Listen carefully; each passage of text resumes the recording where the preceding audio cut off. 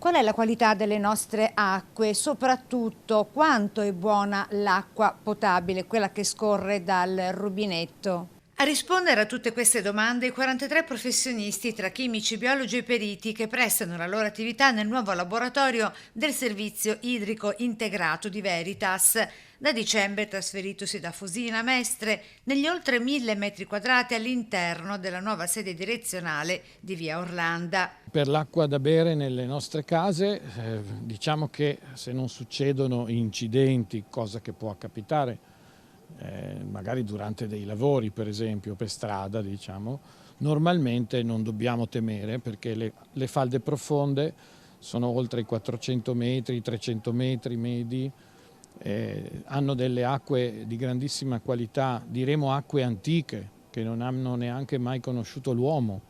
E questo è un laboratorio che ha rilevato tracce di cocaina nei nostri fiumi, evidenziando come su 1000 famiglie residenti lungo il Sile nel Veneziano, 20 ne facciano uso. Il laboratorio serve più di mezzo Veneto, garantendo analisi e verifiche anche per molte aziende del territorio. Analizza ogni anno più di 1 milione di parametri su oltre 50.000 campioni.